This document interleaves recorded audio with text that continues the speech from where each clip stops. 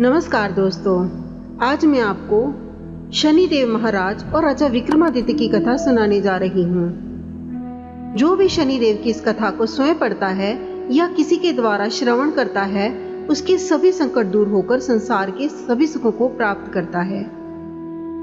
प्राचीन समय की बात है। सूर्य, चंद्रमा, मंगल, बुध, बृहस्पति, शुक्र, शनि, राहु और केतु अर्थात ये नवग्रह एक स्थान पर एकत्रित हुए। परस्पर पर वाद विवाद होने लगा कि हम लोगों में सबसे बड़ा और श्रेष्ठ कौन ग्रह है। सभी अपने आप को बड़ा मान रहे थे, कोई भी अपने आप को छोटा कहा जाना पसंद नहीं कर रहा था। बहुत तर्क वितर्क के पश्चात भी जब कोई निर्णय नहीं हुआ तो सभी ग्रह आपस में उलझते हुए अपने विषय के प्रति गंभीर हुए। सभी देवराज इंद्र के पास जा पहुंचे और बोले, इंद्रदेव, आप सब देवों के देव हैं। हम सभी ग्रह में मतभेद यह हुआ है कि हम में से बड़ा कौन है और छोटा कौन। आप इस बात पर फैसला कीजिए। राजा इंद्र सारी बातें सुनकर तुरंत समझ गए, किंतु उन्होंने कोई जवाब नहीं दिया। फिर वे टालने की कोशिश करते हुए बोले, मुझ में इतना सामर्थ्य तो नहीं है जो आपके छोटे और बड़े का निर्णय करूं। मैं अपने मुंह से कुछ नहीं कह सकता। हाँ, एक उपाय है। इस समय भूलोक में उज्जैन नगरी के राजा विक्रमादित्य सबसे अच्छा और न्याय करने वाला राजा है। अतः आप सभी उनके पास जाओ। मैं आपका न्याय करने में असमर्थ हूं, मगर राजा विक्रमादित्य अवश्य आपका न्याय करेंगे। देवराज इंद्र के इन वचनों को सुनकर सभी ग्रह पृथ्वी लोक पर राजा विक्रमादित्य के दरबार में जा पहुंचे और अपनी समस्या से उन्हें अवगत करा दिया। राजा विक्रमादित्य उनकी बात सुनकर अत्यंत चिंतित हो गए। तुरंत ही उन्होंने कोई जवाब नहीं दिया। वह शांत रहे। वे मन ही मन सोच रहे थे कि सभी ग्रह हैं, किसे छोटा कहूं और किसे बड़ा कहूं। जिसे छोटा कहूंगा वही मुझसे कुपित हो जाएगा। न्याय के लिए जब ये मेरे पास आए हैं तो मुझे न्याय तो करना ही है। किस प्रकार न्याय करूं? शांत चित्त से विचार करने के पश्चात एक उपाय उनके मानस पटल पर आ ही गया। उन्होंने स्वर्ण, चांदी, कांसी, पीतल, शीशा, रांगा, जस्ता, अभ्रक और लोहा 9 धातुओं के 9 सिंहासन बनवाए और उन सभी आसनों को अपनी राजसभा में क्रम से विधि पूर्वक, जैसे सोने का सिंहासन सबसे आगे तथा लोहे का सबसे पीछे रखवा दिया। इसके पश्चात नरेश ने राजजोशी को बुलवाकर आदेश दिया कि ज्योतिष ग्रंथों में जिस क्रम में ग्रहों का स्थान है, इस प्रकार सबसे उत्तम तथा सबसे आगे रखा हुआ स्वर्ण का बना सिंहासन सूर्य को मिला, चांदी का सिंहासन चंद्रमा को तथा शेष धातुओं के सिंहासन अन्य ग्रहों को मिले। सबसे पीछे रखा हुआ और लोहे का बना सिंहासन शनिदेव को मिला। राजा विक्रमादित्य की इस बात को अपना अपमान समझते हुए शनिदेव क्रोध से लाल हो गए। उनकी भ्रिकुटियां तन गईं, जबड़े भींच गए, मुठियां भींच गईं। फिर वे आग बबूला हो क्रोध में बोले, हे मूर्ख राजा, तू मेरे पराक्रम और मेरी शक्ति को नहीं जानता। सूर्य एक राशि पर 1 महीना, चंद्रमा 2.25 दिन, मंगल 1.5 महीना, बृहस्पति 13 महीने, बुध और शुक्र 1-1 महीने, राहु और केतु उल्टे चलते हुए केवल 18 महीने ही एक राशि पर रहते हैं। परंतु मैं एक राशि पर 2.5 अथवा 7.5 साल तक रहता हूँ। बड़े बड़े देवताओं को मैंने कठोर दुख और कष्ट दिए हैं। राजन, ध्यान पूर्वक मेरी बात सुनो। मर्यादा पुरुषोत्तम भगवान रामचंद्र पर जब मैं यानी 7.5 आई तो उन्हें राज त्याग कर वनवास को जाना पड़ा। रावण पर 7.5 आई तो राम और लक्ष्मण ने लंका पर आक्रमण कर दिया। उसके सोने की लंका जल गई और रावण ने अपने कुल का नाश करा लिया। हे राजन, अब तुम भी सावधान रहना।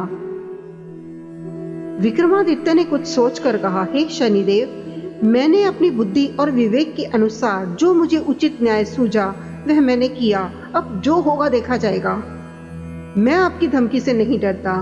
जैसा मेरे भाग्य में होगा वह तो भोगना ही पड़ेगा, चाहे अच्छा हो चाहे बुरा हो।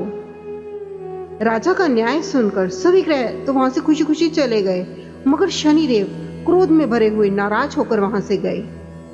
कुछ समय तो ऐसे ही बीत गया, मगर कुछ समय बाद राजा विक्रमादित्य पर शनि ग्रह की 7.5 का प्रवेश हुआ तो शनिदेव ने अपना प्रभाव दिखाना शुरू कर दिया। शनिदेव घोड़ों के व्यापारी का रूप धारण कर अनेक सुंदर घोड़े साथ लेकर राजा विक्रमादित्य की राजधानी उज्जैन में आ पहुंचे। जब राजा ने घोड़े के सौदागर के आने की बाबत सुना तो उन्होंने अपने अश्वपाल को सुंदर और शक्तिशाली घोड़े खरीदकर ले आने को कहा। घोड़े बेहद सुंदर और शक्तिशाली थे। अश्वपाल उनके दाम सुनकर चौंक पड़ा। उसे गहरा आश्चर्य हुआ। उसने तुरंत राजा को खबर दी। अश्वपाल के कहने पर राजा ने घोड़ों को देखा और एक अच्छा घोड़ा देखकर उस पर सवारी को चढ़ गया। राजा के घोड़े पर चढ़ते ही घोड़ा तीव्र गति से दौड़ पड़ा। फिर घोड़ा राजा को लेकर एक घने जंगल में पहुंच गया तथा वहीं राजा विक्रमादित्य को अपनी पीठ से पृथ्वी पर गिराकर अदृश्य हो गया। उसके बाद राजा बियाबान जंगल में भूखा प्यासा इधर उधर भटकने लगा। राजा के हाल बेहाल हो गए। भटकते भटकते बहुत देर बाद राजा ने एक गवाले को देखा। गवाले से निवेदन करने पर गवाले ने प्यास से व्याकुल राजा को पानी पिलाया और एक नगर का रास्ता भी दिखाया जो स्थान के समीप ही था। उस वक्त राजा की उंगली में एक अंगूठी थी। राजा ने खुश होकर गवाले को वह अंगूठी दे दी और फिर शहर की ओर चल पड़ा। राजा नगर पहुंचकर एक सेठ साहूकार की दुकान में जाकर बैठ गया। राजा ने खुद को उज्जैन का निवासी और बीका नाम बताया अपना। साहूकार ने राजा को उच्च घराने का समझकर पानी पिलाया। भाग्यवश उस दिन साहूकार की बिक्री पूर्व दिनों की अपेक्षा अधिक हुई। तब सेठ ने राजा को भाग्यवान मानकर उसे अपने साथ अपने घर भोजन के लिए ले गया और भोजन कराया। भोजन करते वक्त राजा विक्रमादित्य ने एक अद्भुत बात देखी कि एक हार खूंटी पर लटक रहा था और खूंटी उस हार को निगल रही थी। इस अद्भुत दृश्य को देखकर उनके पैरों के नीचे की जमीन खिसकने लगी, लेकिन वे शांत रहे, मूक रहे। सहसा भोजन के बाद जब साहूकार खूंटी पर से हार उतारने के लिए गए तो खूंटी पर वह हार मिला ही नहीं। तब उसने सोचा कि बीका के अलावा कोई और व्यक्ति इस कमरे में नहीं आया, अतः हार की चोरी इसी व्यक्ति ने की है। सेठ ने बीका पर चोरी का आरोप लगाते हुए हार लौटाने को कहा, पर राजा ने अपनी सफाई देते हुए कहा कि सेठ जी, मैंने आपका हार नहीं चुराया। मैंने तो हार को खूंटी को निगलते हुए भर देखा है। आपका हार खूंटी निगल गई। खूंटी हार नहीं निगल सकती। भला बेजान चीजें भी किसी चीज को निगलती हैं कभी। इस पर विवाद बढ़ता गया और सेठ बीका को उस नगर के राजा के पास ले गया और सारी बात कह सुनाई। राजा ने आज्ञा दी कि हार का चोर यही व्यक्ति है, इसके हाथ पैर काटकर इसे चौरंगिया कर दो। राजा की आज्ञा पाकर उसके सैनिकों ने विक्रमादित्य के हाथ पैर काटकर जंगल में फेंक दिया। फलस्वरूप राजा विक्रमादित्य अपाहिज होकर इधर उधर भटकने लगे। अब बेचारे राजा की हालत ऐसी हो गई कि किसी ने रोटी का टुकड़ा मुंह में डाल दिया तो खा लिया, अन्यथा यूं ही भूखा प्यासा पड़ा रहा। रास्ते जाते एक तेली की नजर उस पर पड़ी और वह उस पर तरस खाकर उसे थोड़ा सा तेल उसके घावों पर लगाने को दे गया, जिसके फलस्वरूप तेली का व्यापार उस दिन से प्रगति करने लगा। 2-4 दिन तक यह क्रम चलता रहा तो तेली ने व्यापार वृद्धि से प्रसन्न होकर राजा विक्रमादित्य को अपने घर में ले आया और कोल्हू पर बिठा दिया। विक्रमादित्य कोल्हू पर बैठा अपनी आवाज से बैलों को हाँकता रहा। कुछ वर्षों में शनि की दशा समाप्त हो गई। बीका अपनी उदासी काटने के लिए कभी कभार मल्हार राग गाया करता था। एक रात वह वर्षा को देखकर राग मल्हार गाने लगा। उसका गीत सुनकर उस शहर के राजा की कन्या उस पर मोहित हो गई और दासी से खबर लाने के लिए कहा कि देख तो जरा इस राग को कौन गा रहा है। दासी ने देखा कि एक अपाहिज व्यक्ति तेली के कोल्हू पर बैठा मल्हार गा रहा है। दासी ने महल में आकर सारा वृतांत कह सुनाया। उसी समय राजकुमार ने निर्णय कर लिया कि वह उसी व्यक्ति से शादी करेगी जो मल्हार गा रहा था। प्रातःकाल दासी जब राजकुमारी को जगाने गई तो राजकुमारी ने खाना पीना भी त्याग कर बिस्तर पर पड़ी पड़ी रोना शुरू कर दिया। दासी राजकुमारी का यह हाल देखकर घबरा उठी। वह तुरंत राजा रानी के पास जा पहुंची और उन्हें सारी बातें कह सुनाई। राजा रानी तुरंत राजकुमारी के पास आए और उससे उसके दुख का कारण पूछा। बेटी, तुम क्यों अनशन लिए पड़ी हो? तुम्हें किस बात का दुख है? जो भी पीड़ा है हमसे कहो, हम तुम्हारा दुख दूर करने का प्रयत्न करेंगे। राजकुमारी ने अपने मन की मंशा राजा रानी को बता दी। बेटी, वह अपाहिज है, चौरांगिया है, तेली के कोलू के बैल हाँकता है। वह भला तुम्हें क्या सुख देगा? तुम्हारा विवाह तो किसी राजकुमार से होगा। मेरा कहा मानो और अपनी यह जिद छोड़ दो। मगर राजकुमारी अपनी जिद पर अड़ गई। राजा रानी के अतिरिक्त परिजनों ने भी राजकुमारी को काफी समझाया, मगर राजकुमारी नहीं मानी। वह अपनी जिद पर अड़ी रही। उसने कहा, यदि मेरा विवाह उस व्यक्ति के साथ नहीं हुआ तो मैं अपने प्राण त्याग दूंगी। बेटे की जिद देखकर राजा क्रोधित हो उठा। बोला, तेरी यही जिद है तो तुझे जैसा अच्छा लगे वैसा ही कर। फिर राजा ने तेली को बुलवाया, उसे सारा हाल कह सुनाया और तेली को अपाहिज व्यक्ति से अपनी बेटी के विवाह की तैयारी करने का आदेश दिया। तब फिर राजकुमारी की विवाह अपाहिज विक्रमादित्य यानी कि पीका के साथ हो गया। रात्रि को जब राजा विक्रमादित्य और राजकुमारी महल में सोए हुए थे, तब आधी रात को शनिदेव ने विक्रमादित्य को स्वप्न में दर्शन दिए और कहा, हे राजा, मुझे छोटा बताकर तूने कितने दुख और कष्ट सहे हैं। इसकी कल्पना कर विक्रमादित्य ने स्वप्न में ही शनिदेव से क्षमा याचना की, जिसके परिणाम स्वरूप शनिदेव ने प्रसन्न होकर राजा को पुनः हाथ पैर प्रदान कर दिए। राजा गदगद हो उठा, शनि महाराज के गुणगान करने लगा।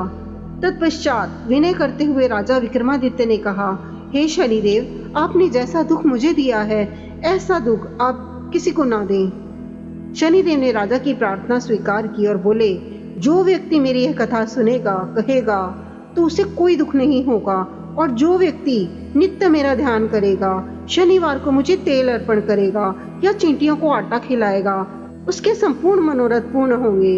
इतना कहकर शनिदेव अंतर्ध्यान हो गए। जब राजकुमारी की आंख खुली और उसने राजा के हाथ पांव देखे तो चकित रह गई। विक्रमादित्य ने सब हाल कह सुनाया तो राजकुमारी बहुत प्रसन्न हुई। यह समाचार राज दरबार से लेकर पूरे शहर में तुरंत फैल गया और सब राजकुमारी को भाग्यशाली कहने लगे। जब सेठ साहूकार ने यह बात सुनी और यह जाना कि वह व्यक्ति कोई साधारण व्यक्ति नहीं बल्कि राजा विक्रमादित्य हैं, तो वह उनके कदमों में आकर गिरा और अपने किए की माफी मांगने लगा। राजा विक्रमादित्य ने कहा, इसमें तुम्हारा कोई दोष नहीं है, मुझ पर शनिदेव का प्रकोप था। सेठ बोला, राजन, अब मुझे तभी आत्मीय शांति मिलेगी जब आप मेरे आवास पर चलकर भोजन ग्रहण करेंगे। ठीक है, मैं आऊंगा। और फिर राजा विक्रमादित्य सेठ के घर भोजन करने पहुंच गए। जिस समय वह भोजन कर रहे थे, एक आश्चर्यजनक बात हुई। जो खूंटी पहले हार निकल रही थी, वही अब हार उगल रही थी। भोजन ग्रहण के पश्चात साहूकार ने कहा, राजन, मेरी श्री कंवरी नाम की एक कन्या है, उसका पाणी ग्रहण आप करें। इसके बाद सेठ ने अपनी रूप यौवन से संपन्न कन्या का विवाह बड़ी धूमधाम से राजा विक्रमादित्य के साथ कर दिया। राजा विक्रमादित्य कुछ दिन वहां रहने के पश्चात सेठ से विदा लेकर राजकुमारी मन भावती, सेठ की पुत्री श्री कंवरी तथा दोनों स्थानों से प्राप्त रत्न आभूषण और अनेक दास दासियों के साथ अपनी राजधानी उज्जैन में लौट आए। उनके आने पर सारे राज्य में खुशियां मनाई गईं।